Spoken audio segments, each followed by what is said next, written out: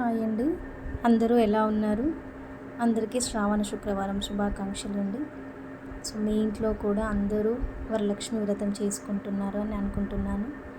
ఈ వీడియోలో మా ఇంట్లో వరలక్ష్మి వ్రతం ఎలా చేసుకున్నానో నేను చూపిస్తాను. సో ముందుగా అయితే ఇలా చిన్న ముగ్గు పెట్టుకున్నానండి.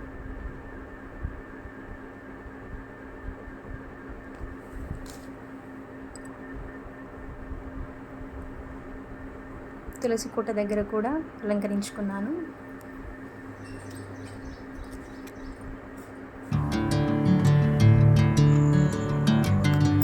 గుమ్మాలకి, గేట్కి బంతి పూలు, మామిడాకులతో అలంకరణ చేసుకున్నాను.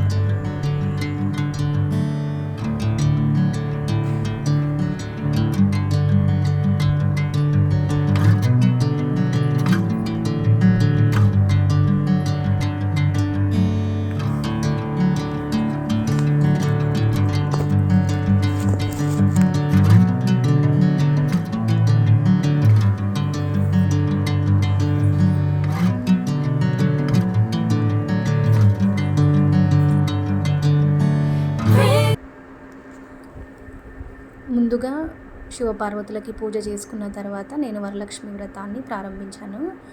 సో మా కులదైవము పరమేశ్వరుడు కాబట్టి ముందుగా కులదైవానికి పూజ చేసుకోవాలి కాబట్టి ఈశ్వరునికి పూజ చేసుకున్న తర్వాత వరలక్ష్మి వ్రతం ప్రారంభించాను. వరలక్ష్మి దేవి వ్రత కథలో కూడా స్త్రీలకు సర్వ సౌభాగ్యాలు కలిగే వరం పూర్వం శివుడు పార్వతికి చెప్పాడు. సో అదే ఈ వ్రత కథ అన్నమాట. సో అందరూ మనస్ఫూర్తిగా వరలక్ష్మీదేవి వ్రతాన్ని చేసుకోండి. నేనైతే సింపుల్గా ఇలా చేసుకున్నాను. ముందు రోజే నేను శారీకి ప్లీటింగ్ అనేది చేసుకున్నాను. కాకపోతే తెల్లారి కలశ అలంకరణ అనేది చేసుకున్నాను.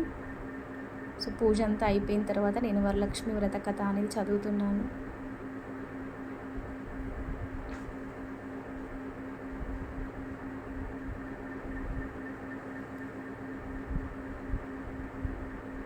మా ఇంటి వరలక్ష్మి వ్రతం ఫోటోకి కూడా నేను పూజలు చేశాను.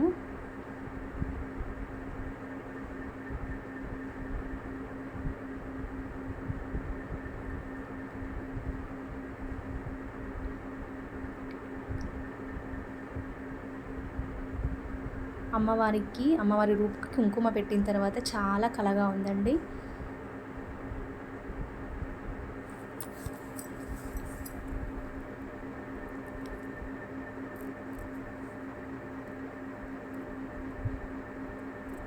వరలక్ష్మి వ్రత కథ విన్నవారికి కానీ చదివిన వారికి కానీ వరలక్ష్మీదేవి ప్రసాదం వలన సకల కార్యాలు సిద్ధిస్తాయి అని వ్రత కథలో ఉంటుంది.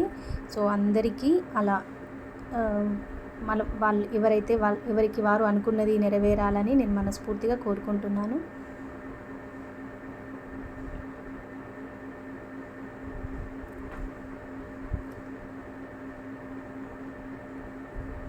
నైవేద్యాలు నేను 5 రకాలు చేశానండి. పండ్లు ఒక రకము, దద్దోజనము, పులిహోర, రవ్వ కేసరి, నానబెట్టిన శనగలు, ఇవైతే నేను ప్రసాదాలు చేశాను.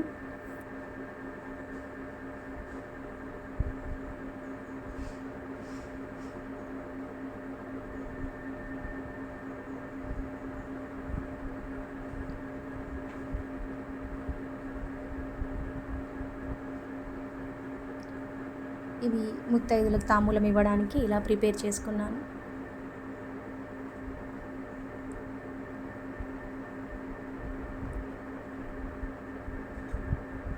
తర్వాత నేను ఆశీర్వాదం తీసుకున్నాను ఇంట్లో వాళ్ళందరి దగ్గర కూడా.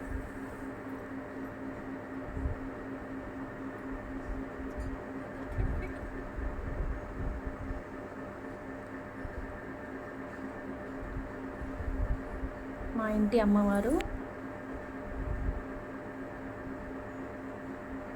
ఇదండి, మా ఇంటి వరలక్ష్మి వ్రతం. సో మీ అందరికీ నచ్చిందని అనుకుంటున్నాను. Thank you for watching. Please subscribe.